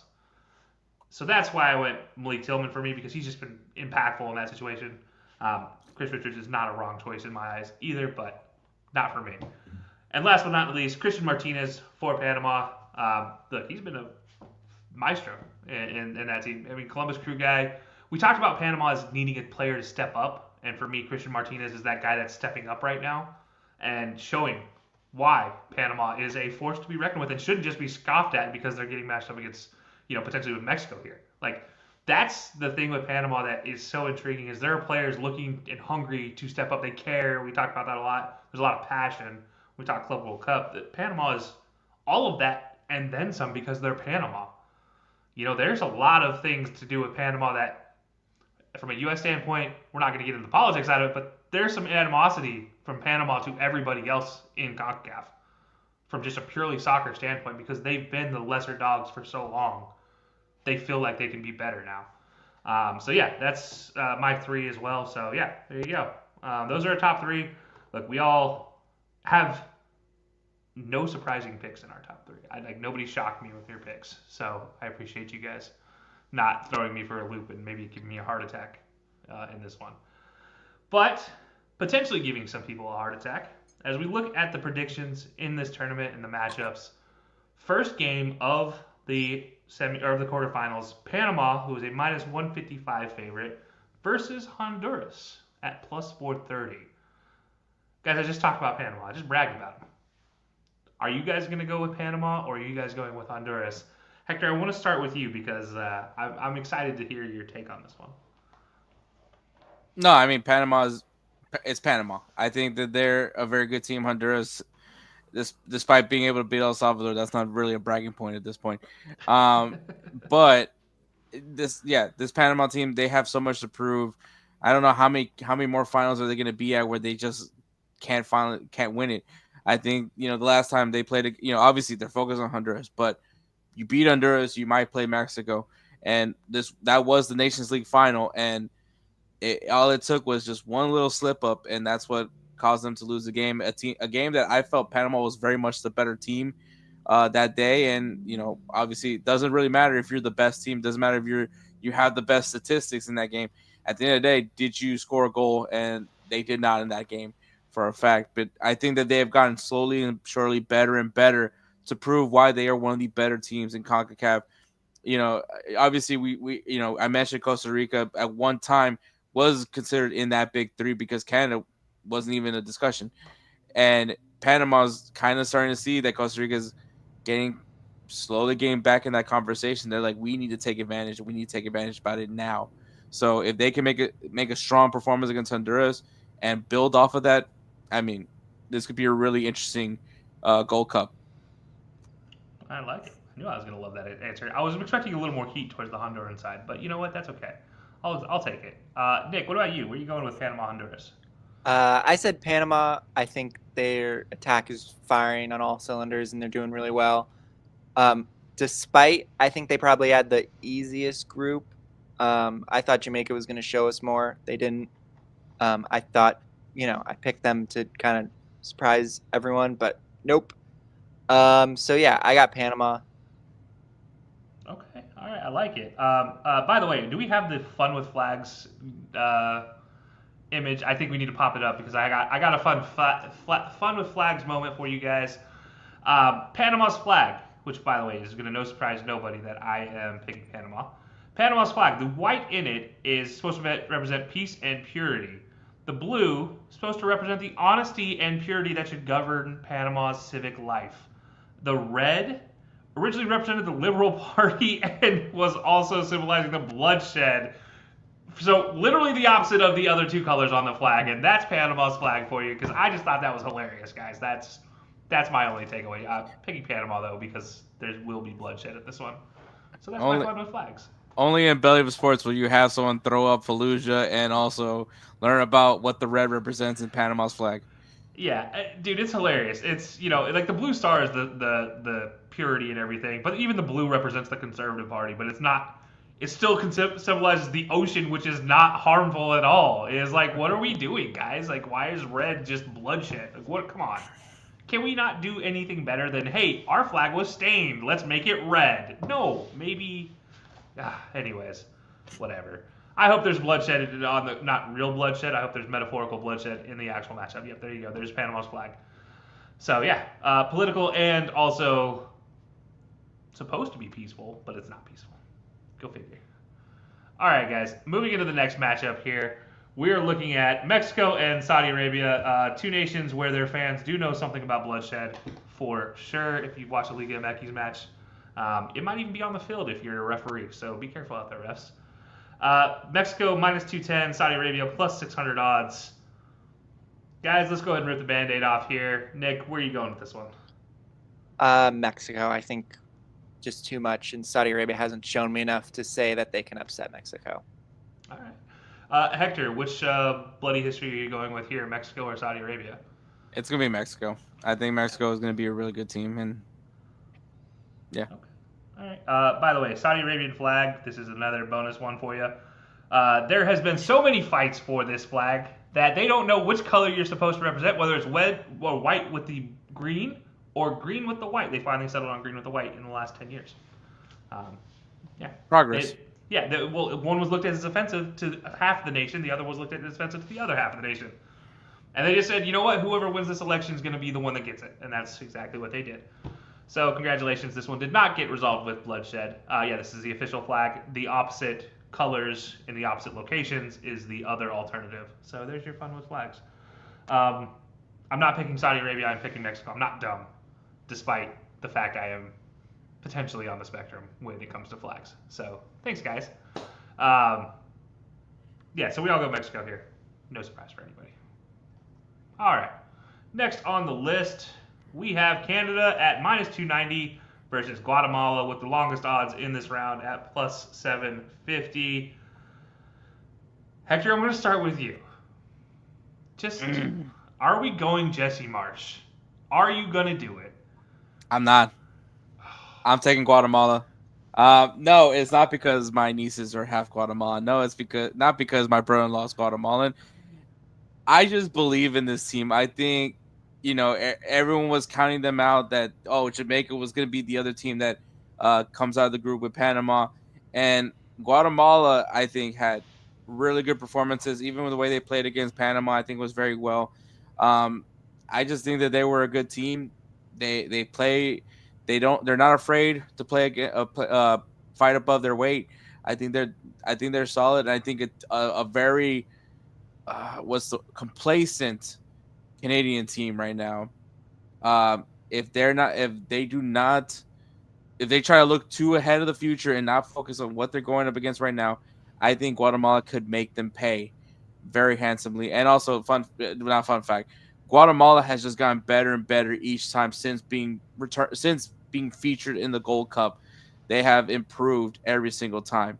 So I think that this is going to be a big moment for them, not only to be able to beat in the same season, beat Jamaica, but able to beat Canada. And I think that this team very much could beat Canada because this Canadian team is just I have a lot of questions.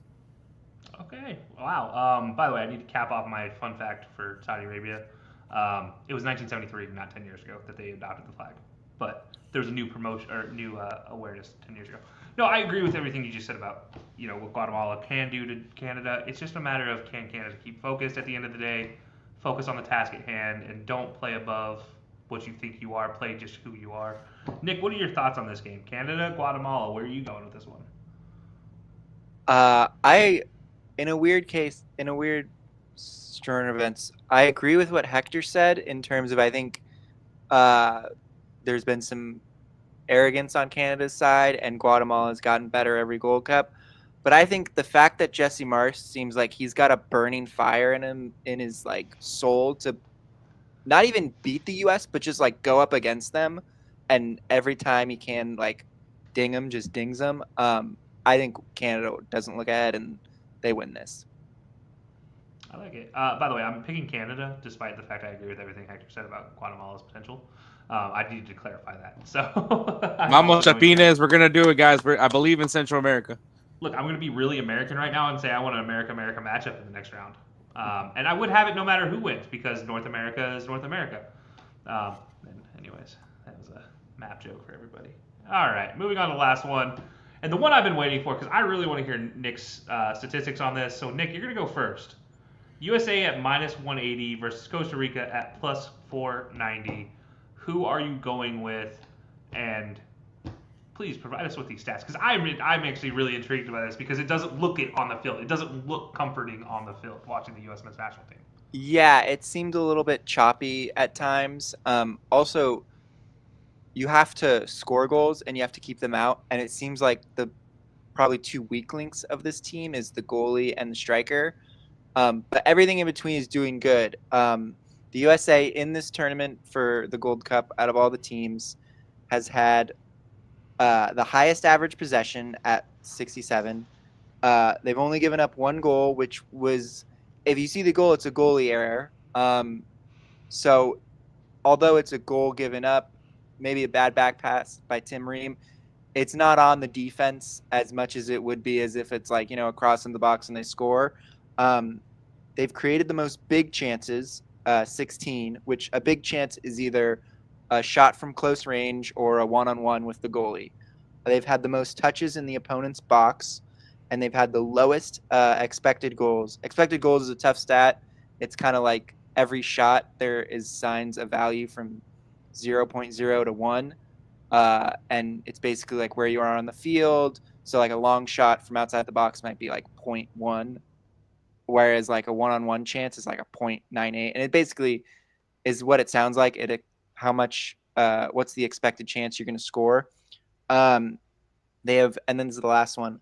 They have one possession in the final third, the most per game at 6.7, which is indicating that the Pochettino press is working. Now, granted, I did go to the Trinidad-Tobago USA game, and there was a lot of winning of the ball, mainly just because Trinidad could not pass the ball forward. It was very hard for them. This is probably one of the worst Trinidad and Tobago teams we have seen. But I say all that to say this is that it is not going – it is like what we are seeing, our eyes are somewhat deceiving us. But gosh, if they have a striker who puts in goals, and if you just think in your head like, okay, what if they had Florian Balogun up front? They're probably like destroying a couple of these teams, and there's probably not a lot of quibble about how the US are playing. And considering Ajiman hasn't really converted his kind of easy chances, and Haji Wright, who in that first game, he took the ball off the left side and just like drove down, and it looked like he was playing FIFA on rookie mode. So I was very excited, and then he got injured. And then Brian White, I don't know if Pochettino doesn't trust him or what. And then Damian Downs, he is, I think, 20 or 21, so he is young, making his first couple appearances. So although the potential is there, I'm still like, you can't expect too much from someone who's that young and still kind of getting used to international soccer. Yeah. But I say all that the USA is winning this game.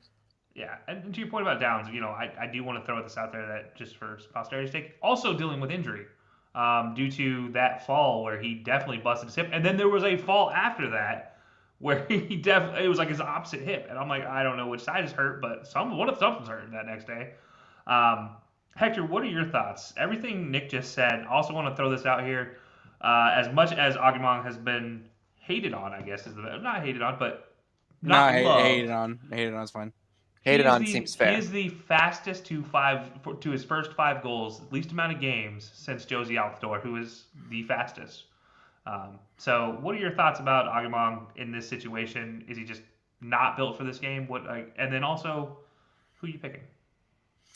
All right, look, I love the idea of Ajiman, and the reason why I say this, and this is a conversation me and Edward had on Instagram FC, is that the U.S. just seems to thrive well when you just have a really fast big guy up front. Josie Altidore, Brian McBride, maybe he wasn't as fast, but still, just a big guy. And Ajiman is a big guy, but he's also very quick, especially for his height. I think he's very fast, but the problem is he's just not finishing. And I mean, it was interesting when they called him up because of just how he's been performing with Charlotte. Maybe not necessarily if you're talking about guys in form, but and also the first of 5 goal, whatever that time frame was. Take it with a grain of salt because of obviously who he had to play, which was Camp Cupcake, which was probably a B team for Venezuela. For the U.S. men's national team, it's worth saying, like, that's going to be generally who they compete against. So Yeah, Josie was also in a Gold Cup, a lead up to a Gold Cup and a Gold Cup during his first 6 games. I get that, but he wasn't a Camp Cupcake guy. Ajiman is a Camp Cupcake guy, and so I think that should take some consideration.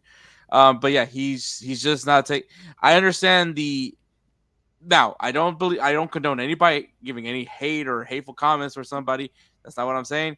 But I understand the frustration with Ajiman because from his size, his ability, his whole story, it's all cool. But at the end of the day, you got to score goals. At the end of the day, especially as what your position entails of a 9, and I think that's kind of what's hurting him right now. And I think with the U.S. men's national team, yes, goalkeeper a problem, but it kind of alleviates when you're scoring goals. And which I mean, they're creating chances, they're just not finishing them. So I think if Ajiman can figure it out, which I would love if Ajiman can figure it out because his name sounds very closely to Agumon from Digimon. So I think that would be pretty cool. But But oh my bad, go ahead. but if it's not Ajiman, I mean, if Brian White's available, like why are we not having one of the top goal scorers in MLS right now playing? That's a good question. Um, that is the ultimate question. I think Nick, you touched on that a little bit. Maybe Pochettino doesn't love him. Maybe he's too young. Maybe something's there happening. Before we move on to that topic, Hector, obviously USA, is that who you're picking? USA. Okay, all right. Despite all the negatives towards Akabak, he's going with the U.S. I appreciate that, sir. I was looking up Josie's first 5 games for the U.S. men's national team just because it got me curious. Cuba, Trinidad, Guatemala, Mexico, and El Salvador. Very stout teams, in my opinion. And especially that time, that was a good Trinidad team. Played Trinidad twice actually. So for what it's worth, worth mentioning there. Now you look at this team and you wonder what the U.S. is going to do. You mentioned the Pochettino press, Nick. I want to dive into that a little bit, just for what it's worth. I'm picking the U.S. I don't think I need to extend that any longer than that.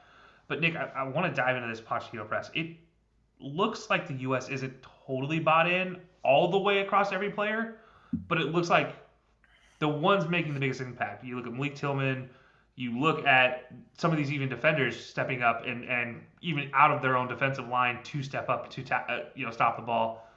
You have potentially with oh god, I can't think of his name now, Berhalter, and you have these guys stepping up and playing in a way that they're maybe not used to in the MLS. Is the Pochettino press going to be a successful thing for the U.S.?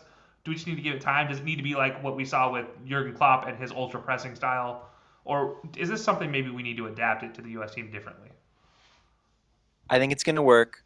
I think Berhalter has, like, he wasn't going to make the top 3, but he has impressed, mainly because I hadn't heard too much about him. And his name is Berhalter, so you're automatically just like a little worried and a little scared, like, uh-oh. It would be so. I think the press is going to work. I think also maybe that could also be why Ajiman is playing because he's going to press harder than White will. And then I think there's like 3 across in attacking midfield, and I think Tillman presses for PSV just because the Dutch league is very like press heavy. So I think that's why Tillman is kind of like fulfilling his role as like a presser. I think maybe also is like just the defensive midfield in that pressing system needs to be covering a lot of ground. And I am wondering if that's why Johnny Cardoza hasn't been featuring as much as a player who has seems like is going to move to Atletico Madrid for 30 million euros should be for the US. And that's probably why Tyler Adams is playing a little more and Luca De La Torre is playing more. And also, we don't know everything. So Cardoza could also just be like, hey, maybe look at other people. I want to be here, but also I don't want to jeopardize a move by getting injured, which if that was the case, I'd be like, all right, just don't show up in the first place. But that could maybe play a part in it. And then the back line, Richards can cover a lot of ground. The fullbacks can't. And then Tim Ream, I mean, it's incredible, but it's also sad that we don't have anybody better than Tim Ream. I think he's playing well, but I do think it's like, where are other center backs? But when you look at the roster, we're not flush with talented center backs. Yeah, you're exactly right. Hector, kind of playing off what he just said, I did want to talk about Tim Ream for a second, but I want to include him in a question for you. I'm giving you 3 players. You have Ajman, Tim Ream, and Tyler Adams. Which one are you kicking off the starting 11? And why would you kick him off? And which one would you maybe just, all right, sure, since I have to? You said Tim Ream, Ajman, And and Tyler Adams. Tyler Adams. Because I know you love Johnny. I know you think a lot of Johnny Cardoso, and that's why I asked you include him in there. Should Johnny be starting over Tyler? Look, Johnny needs to figure it out with this U.S. men's national team. Obviously, had played for Internazionale. Also, played and obviously played for Real Betis. Became a very pivotal player. Yeah. For Real Betis, and which is why he got the attention of Diego Simeone, and hopefully, could make a man out of him. But I think the issue right now is just since whenever he puts on that USA kit, it just hasn't worked out for him. Maybe it's just the role that he plays isn't the role that he's used to playing, and that could be an issue. But I think, funny enough, in Poch's system, being the 6 that he is, it should work for him. And I think, before I answer the question about that, I think the issue is that these guys are bought in to what Poch is selling. These guys are like, okay, tell us what you expect from us, and we'll go and execute. Because one, these guys want to play in 2026. Mm-hmm. So these guys, they're playing Poch's system because they know, hey, if I can play this system better than Gio Reyna, if I can play this system better than Pulisic, better than Balogun, better whatever name you want to throw out there, I might have a shot here. So I think that's the issue. I think if Weston McKennie, once all these guys can just buy in this system, I think it's gonna work. I think what Nick said is a good point. But going back, Tim Ream, I mean, the guy right now he's old reliable. So I don't think that he's going away anytime soon. I do want to see at some point Mark McKenzie, Cameron Carter-Vickers, someone help. Trust me, if you can step up, step up. But till someone else can step up, it's Tim Ream. It's old man Tim Ream. Tyler Adams, man, you've heard me say plenty of times. He's the captain in my eyes. I think he's actually the captain for the U.S. men's national team. Stop giving the armband to Pulisic. It's Tyler Adams. Your best player doesn't have to be the captain always. And yes, Pulisic is the best player for the U.S. men's national team. And then so it is Ajima. I'm sorry. Your job is to score goals. Yes, press. That's great. But guess who also is good at pressing? Brian White. Guess who can also score goals? Brian White. As a matter of fact, Vancouver plays with a press that's very similar to Poch's system. So I got to pivot off of that, and I'm gonna bring this to both of you before we wrap this up.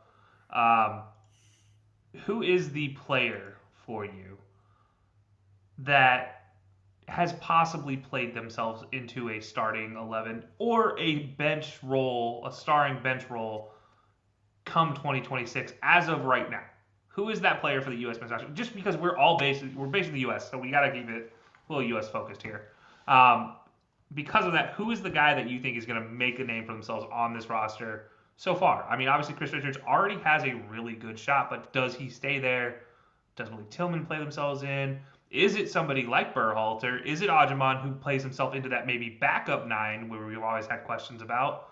Or maybe even a real 9 and you bring Balogun out? Like, what are your guys' thoughts on who's played themselves in and who's not yet played themselves in? Just give me a name for yes, give me a name for no. Hector, go ahead with this one. I'm gonna say yes, and I think the player and I don't think Chris Richards is in this conversation. I think he's gonna be in 2026.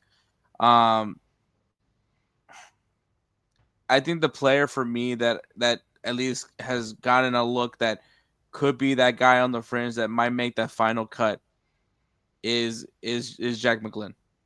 Mm-hmm. The guy is not playing. He's a center midfielder, by the way. Central midfield. That's where he plays. That's where he plays for the Houston Dynamo, where he only scores bangers. That's all he does. Don't ask him to score. Don't ask him to score a tap in. But outside the box with a little curve, he got you. As a matter of fact, he scored one for the U.S. men's national team. Jack McGlynn, I think, whatever he's told, he does it. As a matter of fact, he's playing winger right now. So he's 100% bought in, which is a guy that Pochettino likes. He likes that, right? He's like, hey, can you play right back today? Maybe Jack McGlynn's gonna play it there. He's like, if that's where my coach needs me, I'm gonna go play there. So I think that's a guy with that mentality is a guy that Pochettino likes, and for that final 26 spot, why not give it to McGlynn? Okay. Nick, what about you? Has anybody played themselves on the roster, or has anybody played themselves off of the roster? Two names. One, I think it's pronounced Arfson. Arfson. Arfson. He has played himself onto the roster. At the game I went to against Trinidad and Tobago, he looked like Serginho Dest 2.0. Like, he was tricky, he was quick, he was getting up and down the sides. I think he's mainly a left back, so I don't think he'll start over Anthony Robinson. He's actually a winger. He's actually a winger. See, this is why I need to watch MLS more. He plays winger for Columbus Crew. So that's the thing. Versatile. I think if he can move over, maybe shift over to right back, he could have a chance at starting. Even though I do think Serginho Dest has a healthy season with PSV should be the starter, as long as he comes back from his injury. And then I think Diego Luna, the wing depth for the U.S. isn't as deep as other positions might be, and I think Luna being able to play centrally and shift out wide, and I felt it he's like a little bit of a fan favorite for the U.S. There was like a random amount of Luna jerseys. So I was like surprised by that. And also, like, when his name got announced, there was like probably the biggest roar out of anyone. And he's like plays a little like tricky flicks, one touches, which is fun. I don't know if he has a great shot, but he definitely can kind of create. But yeah. I would say, and then one final thing on the U.S., I would say Malik Tillman has put himself in starting conversations, mainly because of how he's played and how I think it seems like the news is that Leverkusen are after him. There's a weird like contractual thing that because he was with Bayern, they get a like either first refusal or buyback clause, and they're trying to figure. It's like this weird kind of contract. It's a German rule, yeah. It's a exactly rule. Like the German contracts and transfers are always weird. So he could be has a similar rule. First refusal, basically. Yeah. So I don't know, but he has played his way not only I would say to like starting role, but maybe star role, considering just like the way Pulisic has kind of taken a lot of heat, rightfully so. So yeah. Okay, I like that. I love the idea of guys playing themselves on. I gotta say though, playing himself off the roster right now, I gotta look at somebody along the lines of a goalkeeper. You talked about goalkeeper being the weakest position. Matt Turner can't even get on the pitch right now, and he's supposed to be going to a new team that just got relegated.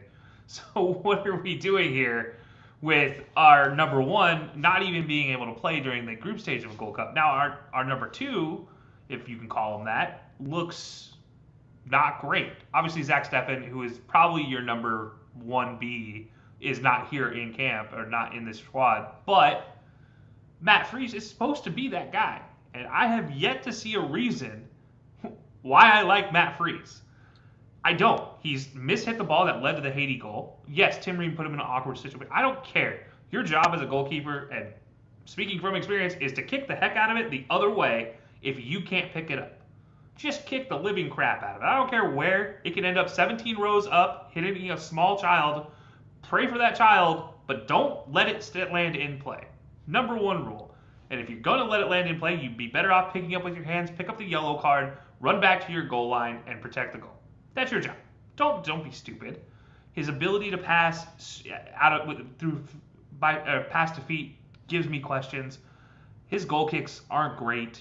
His ability to react is poor at best.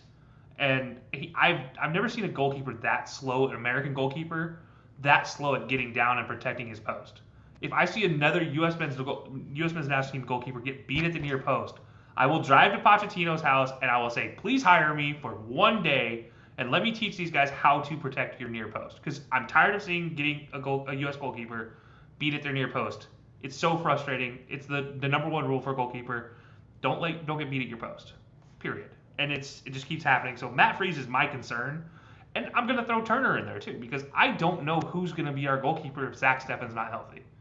And I'm petrified of that. And maybe I'm wrong. Maybe Turner comes in the knockout rounds and is like exceptional. That's a possibility, but it doesn't seem believable for me. That's my guy who I'm just really concerned about, truthfully. Yeah, I think at this point with goalkeepers, it's getting insane. You know, Schulte probably, if he was healthy, would be out here. I think he would be the number one guy, obviously, because of if he's not playing Matt Turner. But now when you look at Matt Freese, the way he's been playing, you kind of sit and wonder, like, what if we just would have saw Diego coaching, right? The kid from the from Barca B, like, you know, like this would have been a great opportunity for him to get some meaningful minutes with the U.S. men's national team. Obviously, it's a guy that, you know, Pochettino very much likes. The kid plays for Barca B and is getting called up with the U.S. men's national team now in various occasions, just not this time around. I think it was crazy that they didn't even entertain the idea of maybe bringing coaching. Once again, we didn't know these circumstances was going to happen. Yeah. But, I mean, you know, would he have been better? Would La Masia guy be better? Yeah. Yes. I think with Turner, I want to say there is some quote. I swear I'm not making this up, but I just looked it up, and I couldn't find it. But Pochettino said something to the effect of like, about Matt Turner, like I don't want to kill his confidence, or something about like you don't want to ruin a guy's confidence, because I think Pochettino is favoring like the people who have been playing in for their clubs, and it seems like that's why Turner hasn't been. And now Turner's trying to move to Lyon, and Lyon just got relegated to the second division. So maybe that will not happen. If I was any struggling MLS, or not MLS player, USA men's national team player, and I was struggling in Europe, and I have the World freaking Cup in the summer, I would call my agent, tell him figure out an MLS club, send me there. They'll pay me well. It'll be kind of a return home. CC on this conversation piece to Gio Reyna, because I think if Gio Reyna kind of blew up in the MLS over the next year, like it would be great for him, great for his brand, great for his confidence, and also great for the U.S. So yeah, I think that's why Turner isn't playing. But after the mistake against who they played, Haiti, yes. I think there's a chance Turner starts in the next game. That's possible. And you know, Hector, to your point about bringing guys in and just letting them try, that's what the Gold Cup group stage has always been for the U.S. men's national team. And again, I know we go back to our last episode and we talked about this a lot. This team doesn't have a lot of time. You need to build camaraderie. That doesn't count for a goalkeeper. I'm sorry. Goalkeepers are plug and play kids on a football field. And that's on a pitch. Because at the end of the day, yes, he's in charge of communication, but the communication's the same with no matter what goalkeeper is. It's keeper, coming, go, watch behind, watch this run. Those are the things that a keeper communicates. The throws, the kicks, you can't really, from a standpoint of like outside actually screwing it up, you can't really screw it up. Like you've been taught for 14 years, hopefully by this point in time, that how to throw a ball, how to roll it out, how to kick it, how to hit a flat, kick out. Take your pick. You should know how to do these things. I remember there were years where the U.S. would just bring in guys who were unattached to any squad, MLS, Next, anything. They had zero affiliation with any squad as a goalkeeper just to try him out. And the guy got signed by Mold over in Sweden. Like, these are guys that the U.S. men's national team, if you're known for anything, it's known for putting out quality goalkeepers. And right now, I am missing all of that.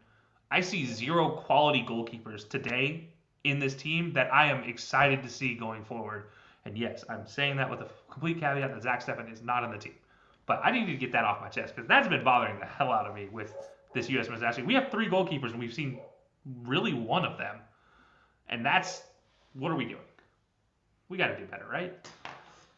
All right.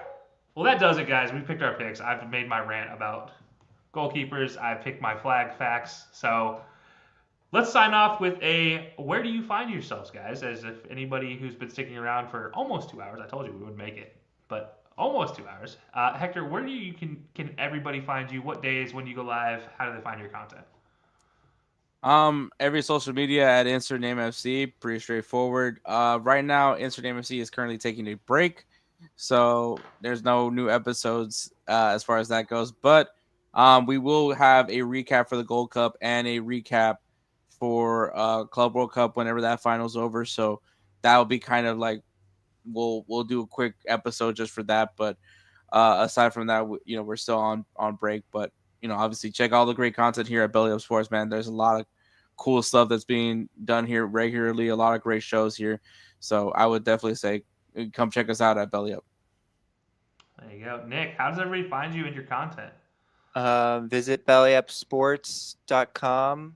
Great content, and my content. You can also do bellyupsports.com/Nik Gable if you just want to find my articles. But everyone's writing good stuff, producing great content. And then let me try to do this right. Oh, right there at Nik Gable 37 on Twitter. Almost had it. It was on the opposite side. No, I'm just kidding. So, Nick, I got to ask. So, we do have one show coming up. Well, at least maybe one more, maybe two. We have the championship round for each, or championship game for each of these tournaments coming up that we'll do a show for. I got to know, are you going to be rocking one of the team's championship jerseys? Is that what your plan is here? Is that where we're going? Ooh, I don't have any international jerseys other than Spain Diego Costa jersey that I got for $20 on eBay. Don't wear it. I won't wear it. Burn it and and this jersey. Wow, I cannot believe did not look down. And this Brazil jersey. Neither of those teams are in the Gold Cup, but for the Club World Cup, maybe that's what I'll tease. Maybe there's a couple of kits I have that are in the Club World Cup. So no black USA jersey is what I'm hearing if they make it.